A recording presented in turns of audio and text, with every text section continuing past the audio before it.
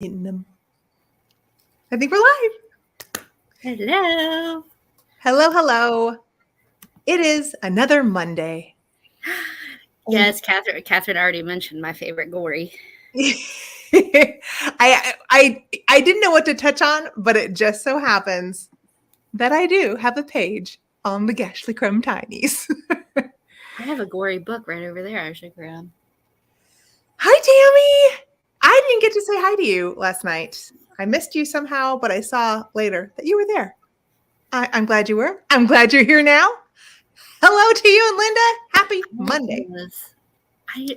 I forgot yesterday was Sunday. What did I do yesterday? You know, when you only have 2 days to kind of, have let off steam from a work week, because you've got a full work. You're a working woman. I understand. Well, that, and I get in trouble when I watch your show. Even if I don't buy for myself, I might buy for somebody else. Yeah. It was small because I wanted to. Oh, right, because you're getting. Yeah, I wanted. Yeah. So I just was like, okay, we'll do some small things. We'll make it just a little small theme, and it was the right decision for me. I don't like to handle just a lot of packing. Sheila, hello. Happy Monday to you. I'm trying to share us out. Sheila has her eye on a Hattie Carnegie necklace, and I need to get the picture of it in my head. Yeah, she sent me the picture. But then she sent me this crazy Hattie. Did she show you the dragon brooch? The what? A Hattie Carnegie dragon brooch. She did not. Well, I don't think she sent me that picture. I don't remember seeing it. Obviously, she sent it to me for a reason, but right, it was crazy. Like hi, Marcy. Hello. Mm. And Denise is here too. Yeah. Yes. Tammy was agreeing that you get in trouble. We all get in trouble at each other's sales.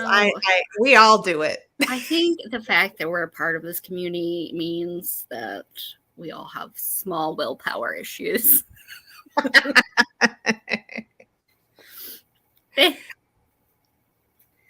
But, we support each other. Yes. In our good decision and our bad decision. Exactly. I honestly feel really good about that aspect of it. That if we do decide to, indulge, pull the trigger when maybe we didn't really need to, it's supporting our friends out there. And, that makes it worth it, even if it's like, I probably shouldn't have maybe bought that one. I already have 5 of those. But it's a collection. It's a collection. And that's the justification for a lot of us. Yeah. I did my first flea market on Saturday. Denise, how did it go? Was it amazing prices? Did you get a carload? No. Were you set up at the flea market or were you shopping? Oh, maybe that's what she meant. She was selling. You're probably right. She was probably selling. Yeah, I mean, that's a lot though. You have to get you have to get up so early.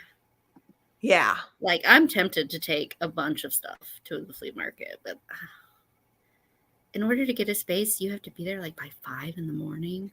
Really? Ooh. They don't have any. You can't like show up at 8 and maybe 8 is when it opens. So like if you want people to shop, you need to be completely ready to go by 8. So maybe 6 at the latest you need to be there. Yeah. But it's this time of year you don't know if it's going to rain. Right. Or it's going to be as hot as the Dickens. Yeah. Which we learned, the Dickens is short for the devil. The devil. We did learn. I'm glad you found that out. Well, you know me. If it's word related, I got to go down that. I got to jump and find it out. But I don't know if you saw, it's actually shortened from Devilkins. So they didn't want to say the devil. Devil. So they said, you know, Devilkins. That the makes Devilkins. sense. And so they just shortened it to the Dickens. The Devilkins. I love that extra tidbit too. Yeah. Denise was right across from George. What flea market? It must be Florida, right? Were you in Florida? You're in Florida, Denise? I think. Tissue. Hold on. I think. And that's very cool. Wow. And Karen popped in. Hi, Karen. Hello to Gavin too, if he's there. Hello. I'd love to meet George. I was trying to figure out a way to get to Ohio this coming weekend. Come stay with me. I have a bed. I have plans on Saturday. I'm helping out a friend who runs an artisan market. So I already got plans to make a tablescape and do tea. But are you going to be there Sunday too? I'm leaving on Sunday. Mm. You know, like I might. I don't think I will try to hit it in the morning before I go. I doubt it. My guess is I doubt it. Like, you know, she was at that teak stock thing that I forgot that Rosie's Antiques, the girl who does those auctions. Okay. And George, I think did they organize that? I don't remember. This is what happens is I can't keep up with all of the goings on. Too many of us. And I've been Hey, Kathy Wiseman. out of the loop, so I feel, you know. Yeah. I'm so out of it. I'm so out of all of I'm just out of it. Hey, Mary. It's so hard to even keep track of everyone that I know, and then I'm constantly learning of new people I hadn't heard of, which is great. I love it. I want, like, literally, I'm the type of person, I want to be friends with literally everybody. I want everybody to be my best friend. I know that's not really possible, but it's really what I want. Hi, Mary. Well, it finally cooled down slightly here. Like, we're only in the 70s, no longer 80s and 90s, which made life a little bit better. Ooh.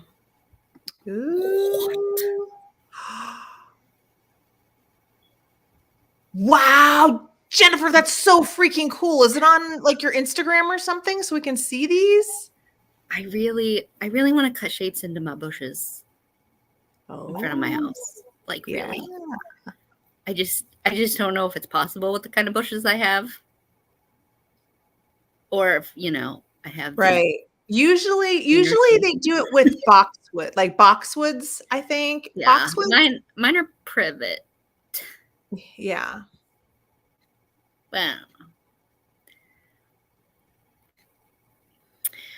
Well, I'm just having water today. Yeah, I am having this, and then when this runs out, I'm having this. So I'm gonna have to try to mute myself when I belch, because I know I'm gonna. It happens. Yeah. Well, shall we begin? There's some. Yeah. So,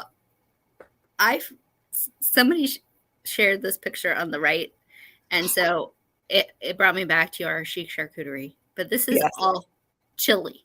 So wow. And you know, I'm feeling fall. It's soup weather. I need it to be soup weather. So you know, I like soup any time of year. I love soup. So my go-to meal that I make is my chicken tortilla soup, and I have it in the freezer all the time, so I can just eat it whenever necessary. Mm-hmm. But I feel like you could do this with chicken tortilla soup too. But obviously the toppings would be a little bit different. Yeah. And then if we go to the next one, it's just another version. And I know that there's some chili that people put noodles in it. Is that Chicago chili? Noodles? I've never Yeah. heard of I've never heard of noodles in it. Pasta. Inside of the chili. Yeah, they have it there so you can like put the chili over it. Oh, chili over pasta. That makes sense. Yeah, but the flavor just doesn't make sense to me. Sure it does. It's just like a spicy tomato sauce with beans. With beans. Laura says it's Cincinnati chili. Okay. Oh. I knew it was a C chili. I just didn't know which chili. Okay. But now I really want soup. Yeah. Chili, actually, now I really want chili. I want a nice spicy chili to force whatever this head cold thing is out of my body. Yeah. Mm-hmm. Yeah. Spices, I think, really do help with that. It does. And just as a pause, Jennifer said that the Edward Scissorhands topiarist honeymooned in Italy, and she got porcelain from her too. But we want to see them, Jennifer, so send us photos. All right. So your fabulous florals. Yeah. So I found 2 florals centerpieces that were centered around Halloween with the color scheme of crimson red and black. And so I thought I would share them. The table that the hydrangeas are on, there isn't a ton going on. I mean, you see a little teeny black pumpkin, but it didn't matter to me because I was basically just focusing on the florals. I liked the crimson and black inspiration. And so I thought you guys might like it too. And then, of course, the little test tube bouquet with the feathers and the skeleton hands. That's just... I love that. Yes, it's inspiring. This weekend, in lieu of antiquing, we went to the Dollar Tree to find, some Halloween accoutrement for the mantle to come. And they had these roses, black roses, and in the center are eyeballs. Yeah. I love them. So those will be part of my mantle decor. I was going to be doing a whole theme, but we're just going spoopy. We're going spooky, delightful for the mantle this year. Because that's what I have the bandwidth for. Yeah. I am trying to decorate, and that was roses with eyeballs. Yes. Yes, we love eyeballs. Especially doll eyeballs. So I am still slightly hanging on to summer with my tablescapes. I just needed something to make me smile, and sunflowers always make me smile. So I just found a bunch of tablescapes featuring sunflowers. They're beautiful. And I thought I'd share. And I got this one on the left for you because it's sunflowers and lemons. Gorgeous. I should have brought that for my favorite thing. What? I didn't. I mean, it's new to me, but I finally got an Italian ceramic lemon topiary. It's in my kitchen. Forgot about it. We can get it at the end. Okay. But I also like the one on the right. It's just an actual plant lid just plopped in the middle of the table. Yeah. Use what you got. It's and then perfect. This one, I love the black and white mixed with the sunflowers. So it's like bees and sunflowers together. And those are some cute little bees. Yeah. Oh, and do they have ants? Oh no, are those bee napkins or ants? Bees. They're bees. They're bees. Yeah, tucked down in the goblet. Yeah. Which I kind of like the napkin in the goblet, especially if you make your plate up ahead, like your tablescape ahead of time, because dust, So if you have your napkin in it, then you can pull it out and your cup will still be dust free. Yes. Yeah. She'll show us at the end, Denise. It'll be fine. This one. So that's funny because this kind of reminded me of these just look like a bunch of olive oil bottles to me, but I love them. Just individual flowers spread about. Yes. And I think that's all. I mean, I found a bunch. I was like, there's just lots of pictures that make me happy. So we're going to show everyone. We have wild sunflowers popping up in funny locations around our yard.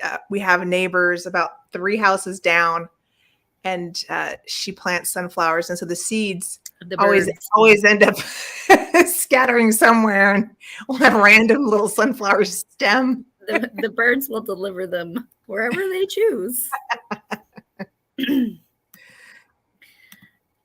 So you have a number of inspiring interiors. I think I had to split it up. So let's do this. I had 2. They're not really related. They're not related. They're separate, but this one was basically just the architecture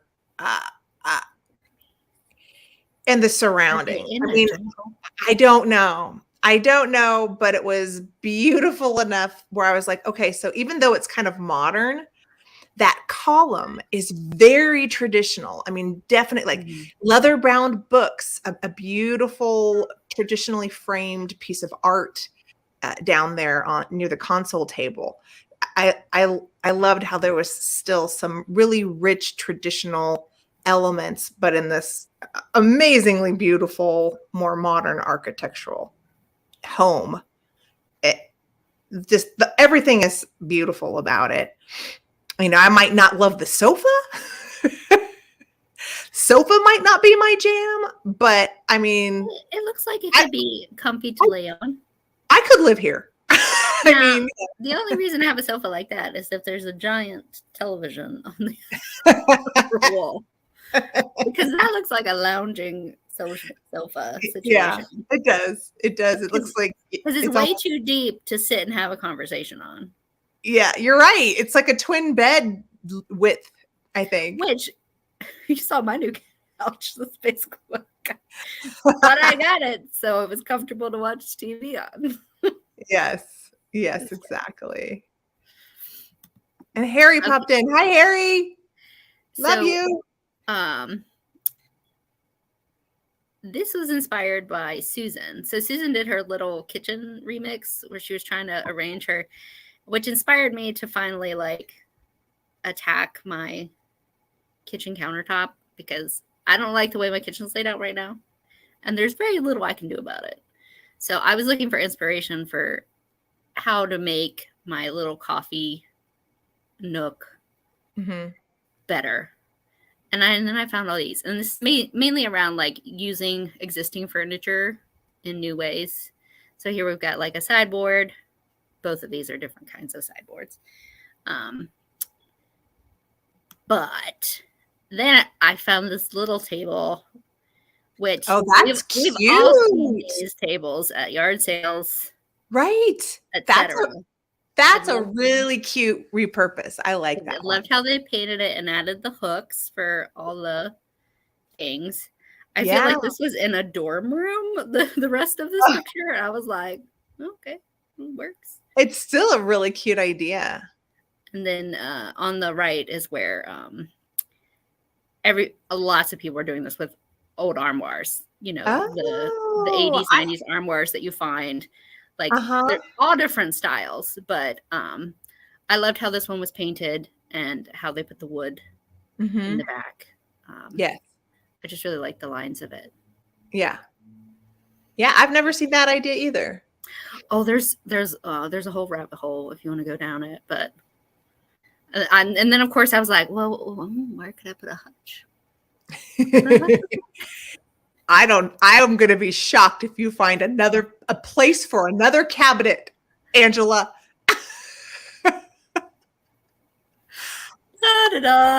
I'm going to be floored. I'm like, you did not buy another cabinet. Where the heck is that going? On the ceiling? If I can make it work. Would. But No, so those are just my ideas, and then I started taking everything out of my kitchen. So now it's a nightmare. Now it's not, I don't want to look at it. I don't want to look at it, but it will come back together eventually. Yeah. I hope. Okay, my other inspiring interiors. I believe this is actually an interior of not a chateau, but like an Italian villa where you can go and stay. But I loved the headboard. Again, it's needlepoint, but I know I've shared needlepoint before. I just really loved this headboard, and I said I'm throwing it in because I just think it's gorgeous. Definitely something I would put in my home if I had the right size, and means. I love it. I think it's great. Lovely. It's so good. Yeah, the colors. It's just, I love it. Are those tassels coming over the top of the headboard? Like I can't. Do you see in the center? Oh, tassels. I thought you said castles. Tassels. Yeah. They do look like some sort of cord or tassel. Yes. I'm not sure why, or maybe they're plugs. Maybe they're lights. Maybe they're those clip-on reader lights. Maybe. Are you sure it's not, to call the help? Oh, I didn't think about that. But Jeez. Okay. Ooh.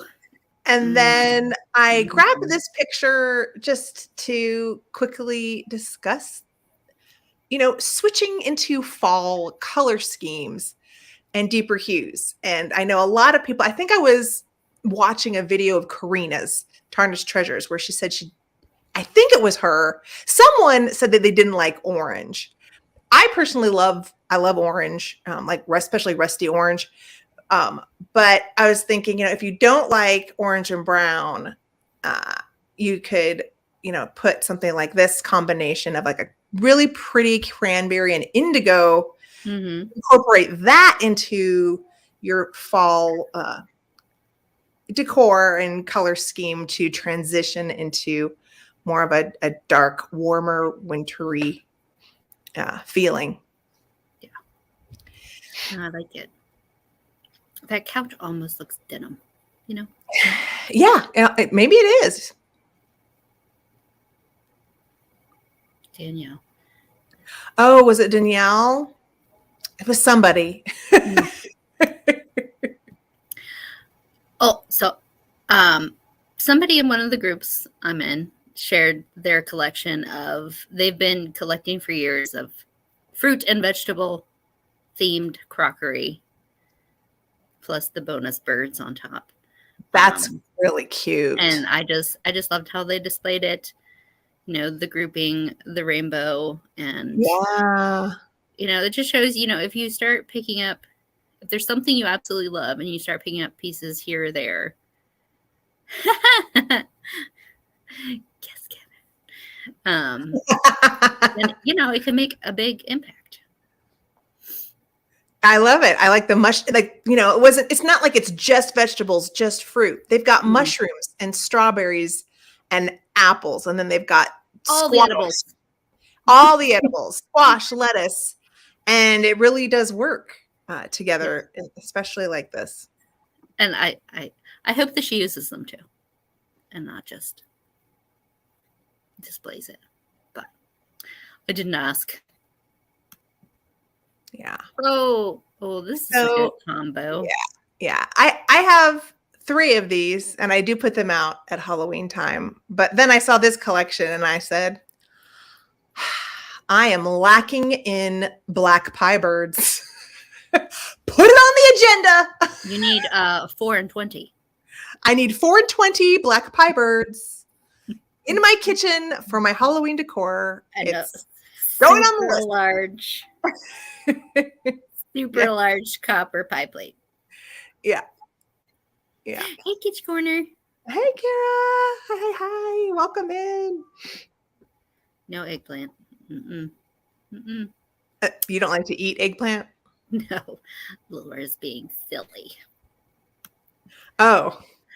Okay, so this has been my entire day and a half. So this is on Acorn TV. It's a subscription service. I know there's some free and some not. I don't know which one it is. I pay for it because I started watching Doc Martin, and then I had to finish Doc Martin, so I have it for a short period of time. Mhm. But I forget how I stumbled upon this, but it's called the Madame Blanc Mysteries. She's a British woman who deals in antiques and helps solve mysteries in the south of France. Plug me in. So, yeah, so it's a British TV show, and it's got 2 seasons right now. The 3rd season is scheduled to come out in the US in the spring, I think. I don't know. I have access to 2 seasons thus far. And so the acting is a little cheesy. Like, there's some very, stereotypical, like the crazy British super rich couple who are old and all over each other. And it's delightful. It's just fun to watch. And I mean, it's pretty. South of France. And then, so I included an image. So down at the bottom is a Victorian cake fork, which she used to solve a murder. So it wasn't the murder weapon, at least. It just happened to be at the scene. Yeah. And it's just fun.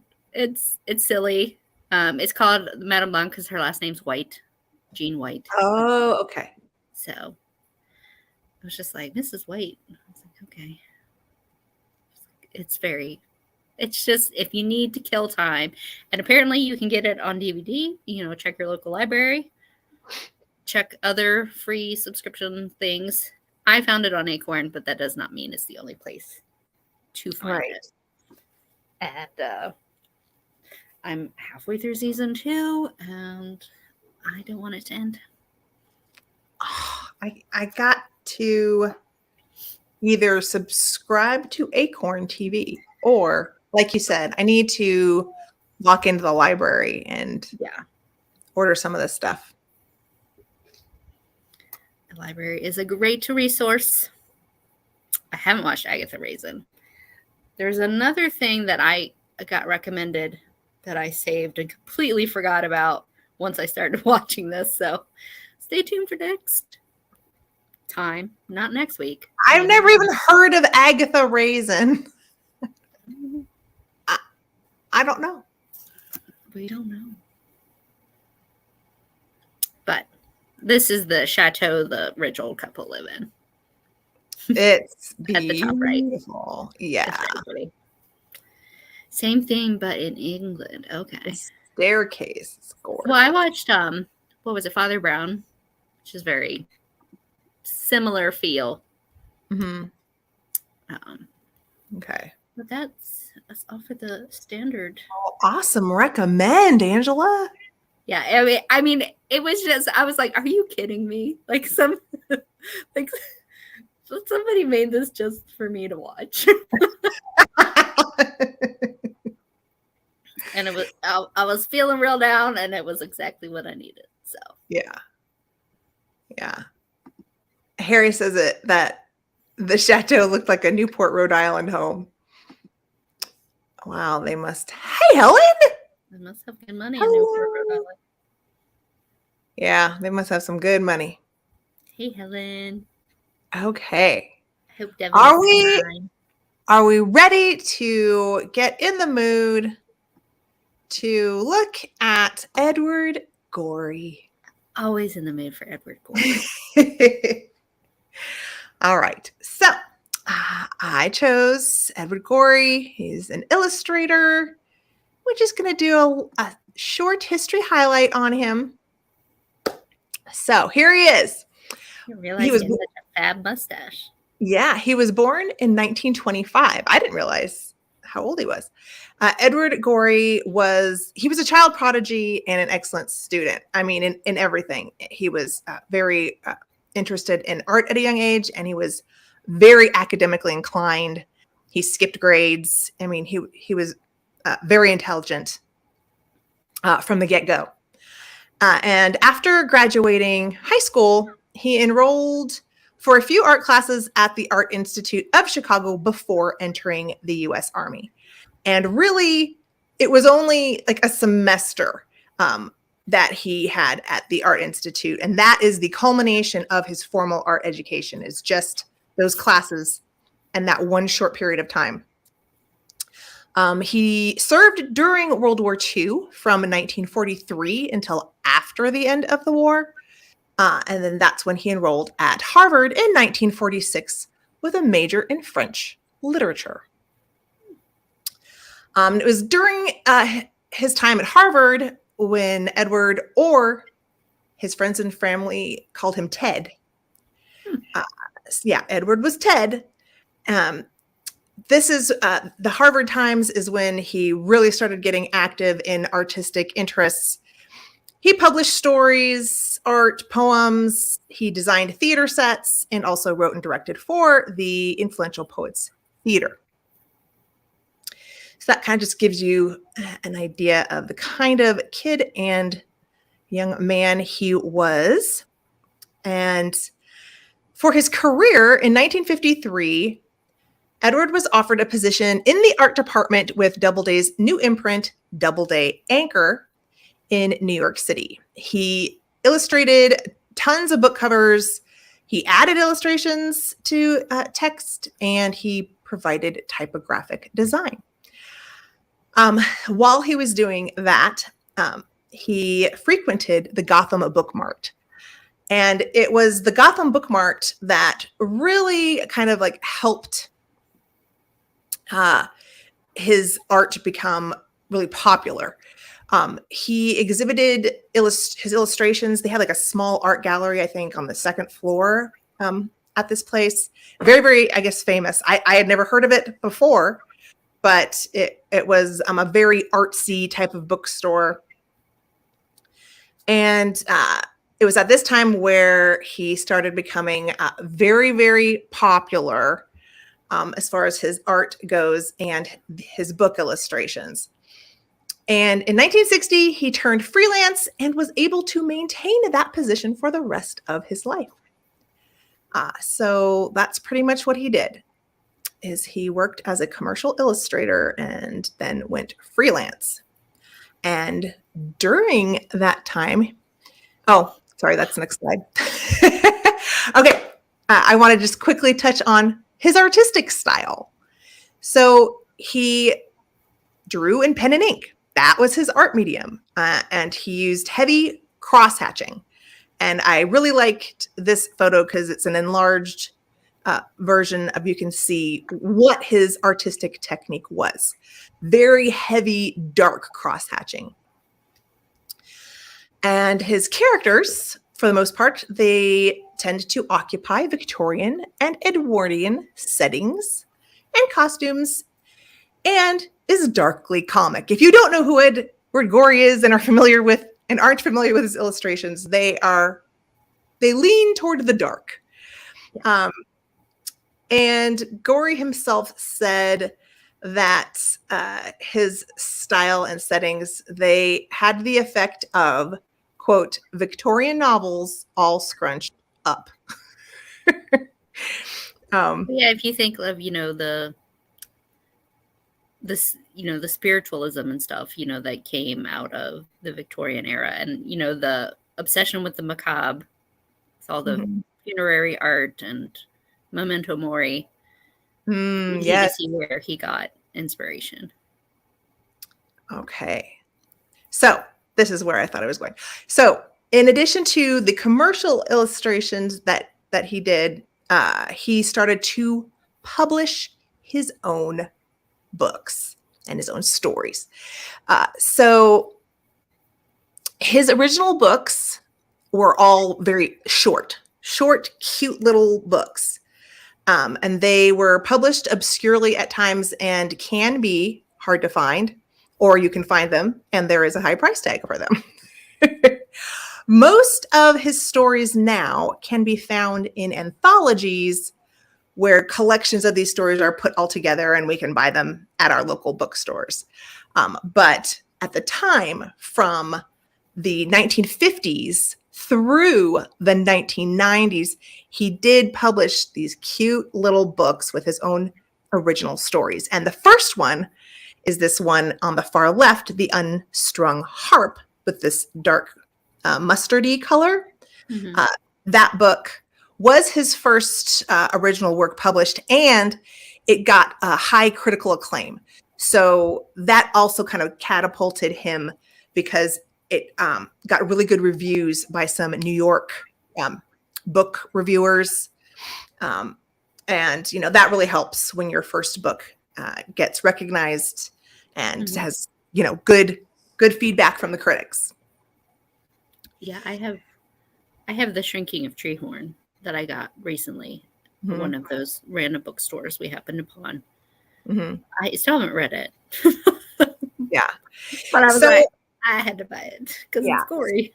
Yeah. So I was trying to find how many books. I couldn't. So on Wikipedia, they had the list of all the books that were published. So I'm like I'm trying to count them. There were definitely over 60 individual books that were published by different, it's not all published by one company, all sorts of different publishers. I was thinking, what a fun collection if you wanted to try to collect, you know, maybe not the first edition, but, you know, Unstrung Harp came out in the early 50s, I believe, early to mid 50s. How fun to be able to like find a version of that from that time period, from the original publisher. You know what I mean? Like that would be a fun collection.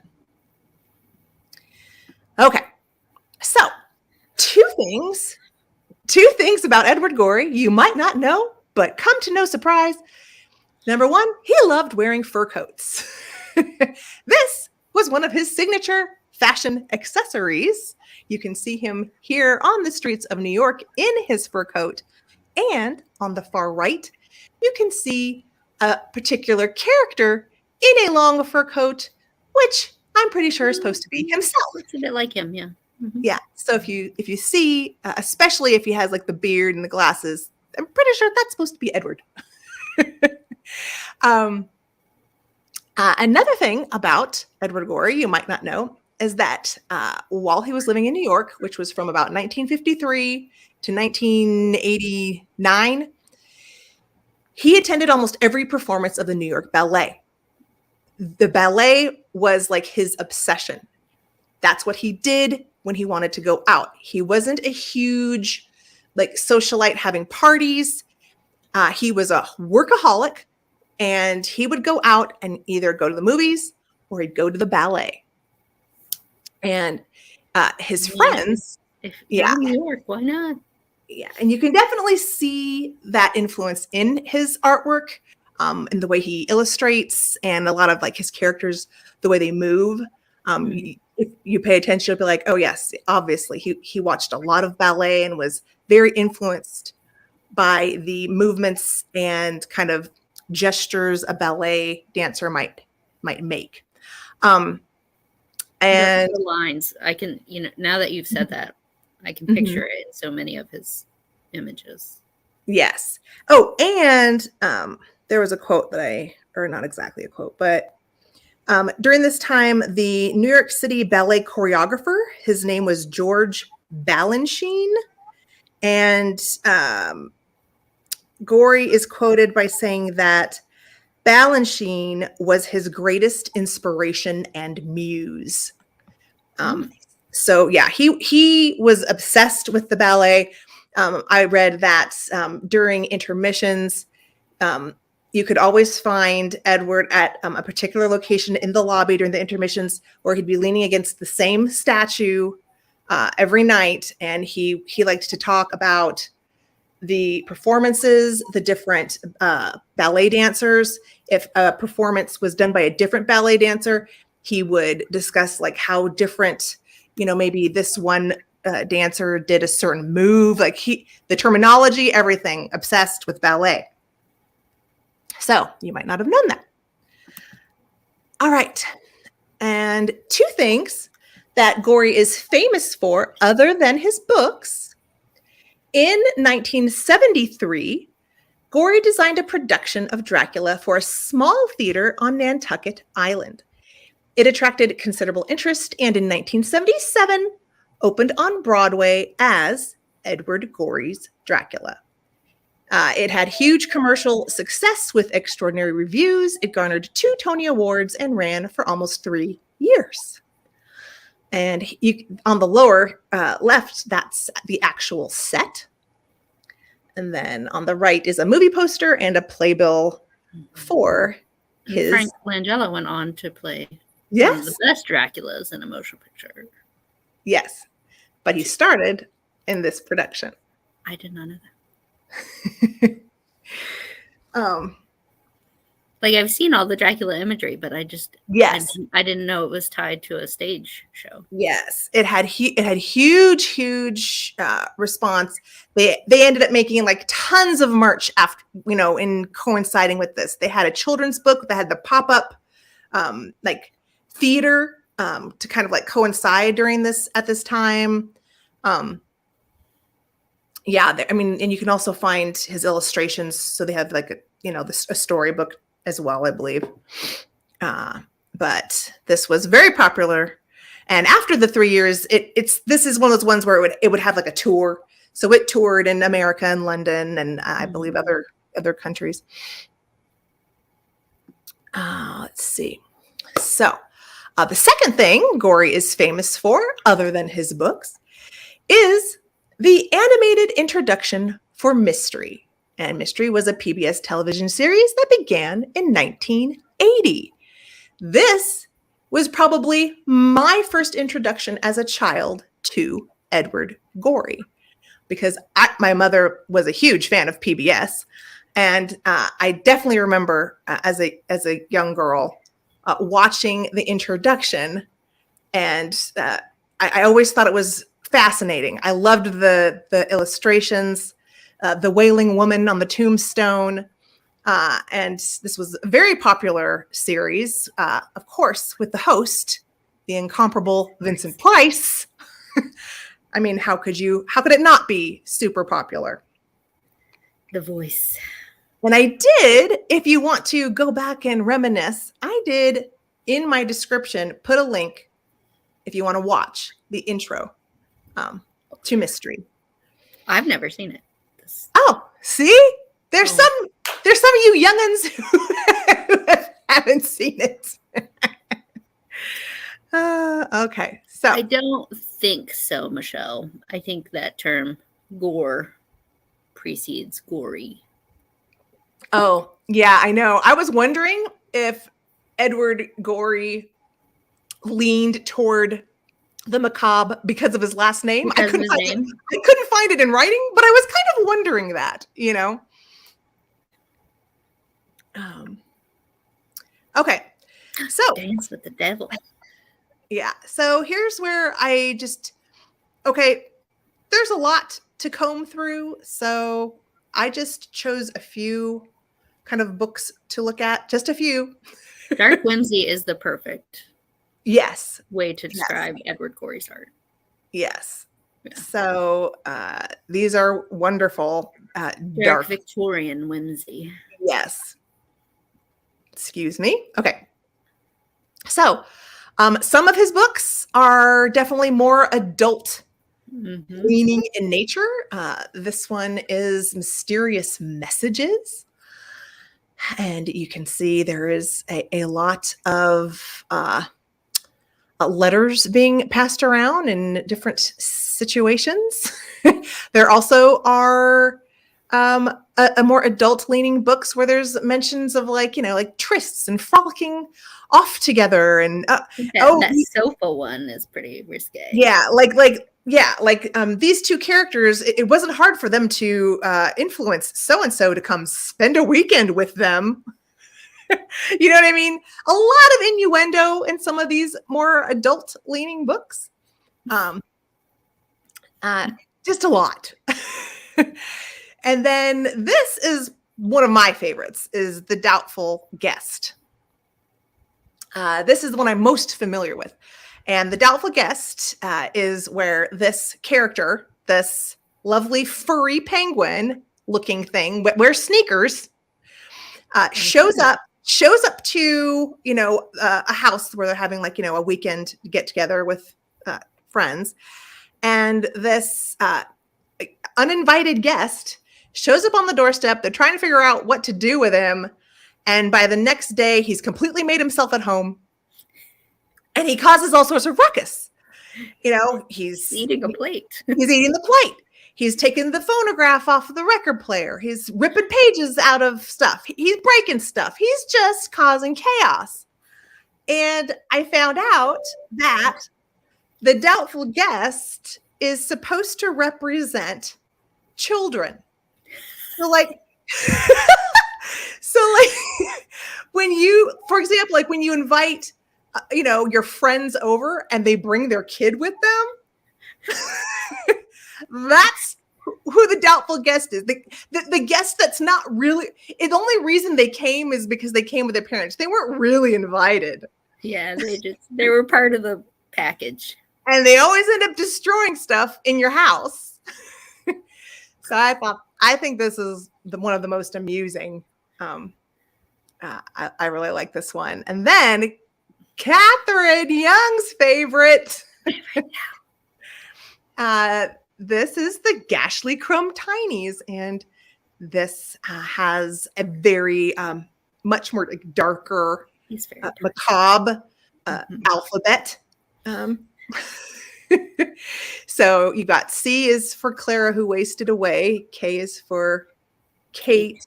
I can't read it. With an X. Whoops, sorry. I was trying to get my slide thing out. For Ernest who choked on a peach. Yeah, it's basically, it's dark. It's about children who have a child with each letter of the alphabet. Yes. An untimely end. But children who come to, a ghastly, dark end. So, it ranges. Some of his stuff is humorous and palatable. Some of you might think this is very unpalatable. Just kind of there's a range of his types of stories. And this one, I don't think he did Kitschy Corner. I don't think he did. No. Edward Gorey was not a recluse, not like a recluse or anything, but he didn't love like talking about like his personal life a whole lot. He, for the most part, said, like when someone asked if he was gay, he said, well, I guess for the most part you could say I was gay, but I never like he would always like say it in like this weird way of like, but I never really had the inclination to have a relationship. Like he almost indicated he was almost asexual. Yeah. Mm-hmm. Yes. But he also didn't. Or he's just a confirmed bachelor. He just didn't love deep probing questions. When asked what he was like as a child, he said, small. So he wasn't. But yeah, he did not have any children. This, the hapless child, is horribly tragic. I was trying to figure out, because I hadn't read it before, but I found out for the most part about what this story is about. What I thought was interesting about it, why I included it, is because it kind of you can tell had an influence on the writer for the Lemony Snicket Unfortunate Events. Series of Unfortunate Events. Yes, because this is about this young girl, Charlotte Sophia, and she's with her parents. Her mother passes away. Something happens to her dad. She thinks he's dead. And she has to go to this character on the right, a horrible, mean uncle. And she gets bullied in school. She runs away. She, to the elements, passes out in the street. Someone takes her locket with the picture of her parents on it. Another man scoops her up off the street and sells her to a drunken, crazy madman. And the madman makes her create fake flowers to sell. And she's down there so long, her eyesight, she goes almost blind. And the madman, at the end, the madman goes really crazy and is like coming at her with like a broken bottle or something like. So she runs out into the street where she gets run over by a car. And the person riding the car ends up being her father, who was wandering around looking for her, trying to find her.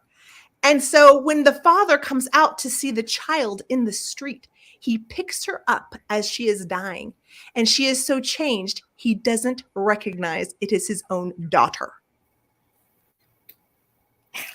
That is the story of the hapless child. That is dark. That is rough. Yeah. Yeah. So, it's not all whimsy. Some of it's dark. It just keeps getting worse and worse. Yeah. Yeah, it makes you wonder. I mean, out of all of those 60 stories, like what other interesting stories that we haven't caught or read? You know, it makes me so curious. That is a very Twilight Zone kind of story. Yeah. Yeah. I'm sure there were Gorey fans writing for the Twilight Zone. Mm-hmm. Oh yeah, maybe. Mm-hmm. I would believe that. Mm-hmm. And then lastly, a little bit lighter. This, of course, I would love a copy of this. Yes. So this, you know, you have to think about in the 70s and 80s, what else was going on in the theater world was Cats. Andrew Lloyd Webber's Cats was like dominating in the theaters, right? So they had Edward Gorey illustrate a version of the poem, if you don't know, Cats the Musical is based on a poem by T.S. Eliot called The Old Possum's Book of, The Naming of Cats? What is it? I can't even read it. Of Practical Cats. Of Practical Cats. There you go. So this is really fun, much more comical, gory illustrations relating to the poem about cats and their names and their funny quirksomes. So this is a much more lighter book that you can find with his illustrations in it. Jellicle Cats. I had to play that music in band in high school, and it took anyone to see that musical away from me. Yeah. But this book I would take. Yeah. So this is the last book I highlighted. And there's like I said, there's like tons and tons of books, but we're ending with a quote. So I really think I write about everyday life. Life is intrinsically, boring and dangerous at the same time. At any given moment, the floor may open up. Of course, it almost never does, and that's what makes it so boring. Isn't that funny? Catherine, I probably wouldn't hate it so much if I didn't play the French horn and didn't have to hold that note for forever. Okay, guys. So I love that he loved fur coats. Yeah. Love it. Yeah. Yeah. He also really loved surrealism. Surrealism also had an influence on some of his illustrations. Yeah. Well, do you want to go grab your lemon tree? Well, what I had grabbed to share was this, but it was just you had mentioned it, and I was like, oh, I should have. Whoops. Oh, well, no. I have a couple things I can show. So if you want to show what you have, I'll show one thing, and then I'll show you the crazy from this weekend. Okay, something that I hadn't shared that I picked up was a really pretty, not super old, 1979, 1980s, but really pretty version of Edgar Allan Poe. So I grabbed it, of course, for Halloween, and I'm using it as a riser. So this is a new pickup that I was happy to get for like $1. And that's a good price because most of the time these are like 5 to 10 when I'm at estate sales. Okay, and then the other thing I had brought to show was this goofy little mouse. Is it a mouse? Oh, it's supposed to be a mouse. I mean, I think it's made out of rabbit fur. Okay. But I thought it'd be cute if I made a little witch hat for it. But isn't it kind of funny looking? Like there's something. It almost looks like a possum. I don't know. I think it's supposed to be a mouse, but Maybe. it could be a mouse in an Edward Gorey illustration. See, my love for Poe is right up there with my love for Gorey. So Poe for me was first. Yeah. Before I discovered Gorey. So Yeah. I have been getting some felty things ready for I finally having another sale with Beth on Thursday, Carolina Sweet Treats and Pretties. Mhm. So I wanted to bring some of my felty things as well as some vintage. And so I just wanted to share, I had to go. Oh. Halloween. Ooh, it's so cute. This isn't finished yet. I have to glue down the edges, but we got a kitty. So we haunted house. Oh, that's so cute. Oh my God. So I'll have those finished hopefully by Thursday. And then so I wasn't going antiquing yesterday, and I got started doing work, and then my friend called. Her son is in a play. They're putting on Annie, and so they needed. She's like, "Where can I find a lot of coats for kids?" I was like, "Well, we can go to the bins and look for orphan wear." And she's like, "Well, you want to go with me?" I was like, "Yeah, sure." So for my second trip to the bins, I was actually there when they switched out a row. That hadn't happened for me before. And as they were wheeling out the last bin, I see a corner of a blanket hanging out, and I'm like, that looks like chenille. I was like, surely. So once they stopped moving and everybody was allowed, I rushed up to it. And I grabbed. Oh, wow. Oh, wow. Wow. Those are so coveted. Right? They are. So, it does have some condition issues. There's, one little hole. But I washed it because it had a smell. Oh. Okay. But it's queen or king size. I haven't measured it yet.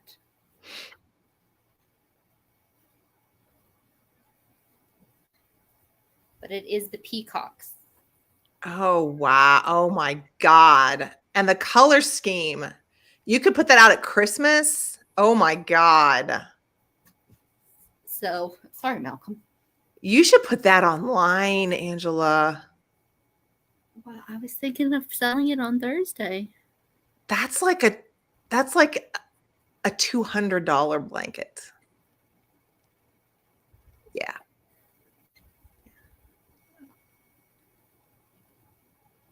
It fits my bed. But I also, underneath of it was this really absolutely lovely crocheted blanket, which I am definitely keeping. Because it's got because this doesn't even have any stains on it.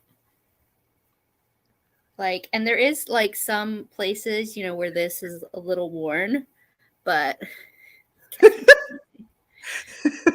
I agree. Okay. All right, I'll have to take pictures and stuff. But oops, sorry guys. There we go. Yeah, and it feels so nice. You know how just the fact that it's not. I mean, $200 is what you can get for one in nice condition with just like a pretty pattern, whether it's a pattern or floral. The fact that there's peacocks on it, that's very coveted. Yeah, and I just saw this. This was underneath like a whole pile of blankets. Yeah. And I was like, I ran. I was like, uh-huh. Yep. I don't either, Kitchen Corner. But it's what happens when you say yes to helping somebody. Yeah. We found lots of orphan wear, lots of sweaters and jackets and things. So the orphans will be dressed for wintertime. Mm-hmm. But yeah, that was my unexpected vintage. Oh gosh. Find. I'm gonna take you guys off-roading to show you the lemon thing. Oh yeah. We're gonna just go into the kitchen and I'll just show it to you. So it is not, but you know, some free and clear and some vinegar. There it is. It needs some blue and white friends. It needs blue and white friends. So yeah, I was happy to get that for a really good price too. So yay about that. Yay. All right, you guys, let me put Angela back up. So Angela has a sale on Sweet Carolina Princess Sweet Treats and Pretties on Thursday. 6:30 Eastern. But it's on Thursday. On Beth's channel, the 14th. Thursday night, 6:30 Eastern. So definitely go check out Beth and Angela's sale on Thursday. Oh, you are welcome. I don't know if you learned anything. It's so hard to try to, put someone's life into like, the most interesting nuggets and things like that. But I'm glad you liked it. But I love learning those tidbits. It's always fun. Yeah. So I'm not going to be here next Sunday, nor if I do get in, I'm not going to get here by 5:00 on Monday. So we need to decide if we are going to skip. Have a break. We'll just have I have a Monday off. All right. So we're going to have a pause. 2 weeks. We'll be back on my channel. Okay. All right, everybody. So yeah. If you don't know, if there's something super in depth you want to learn about, now's the time to ask me because it'll give me 2 weeks to research. There you go. Requests are taking now. If I have anything real fun, maybe I'll go a surprise live. Who knows? Oh, do it. Do it. Thanks so much, everybody, for sticking around. Yes. Thanks, everyone who came and hung out with us. And this evening. Heather and everybody going to the extravaganza, all the amazing good find energy. Yeah. Yes, I need all your energy. So I will see you all in 2 weeks. And I don't think I'm going to be able to watch your sale on Thursday, but I will be there in spirit. That's okay. I will be there in spirit. Kitchen Corner, Heather Elizabeth did Murano glass for one of our very first few history highlights. Yeah, and it wasn't bad. I thought it was pretty good. There were some interesting things. If there's like a specific Murano maker or something that you want more info on, shout it out. And I'll see what I can find. Yeah, it was more of a general history overview of how it started, how and etc. Yeah, we have lots of fun tidbits if you want to go back in our playlists for BROCANTE Bergamot. Murano glass was used as a murder weapon in Madame Blanc. So, hey, Chris and daughter. Yes. Hi, guys. I'm glad you were here watching. All right. I'm not going to Springfield, but Heather is. Yeah, I'm going. I will get there someday. Look out, Angela. It's sad. Someday. Maybe in the spring. Maybe in the spring. Okay. Well, we love you guys. I hope you all have a wonderful week. And everyone go hang out with Angela this Thursday. All right? Bye, everybody. Bye, you guys.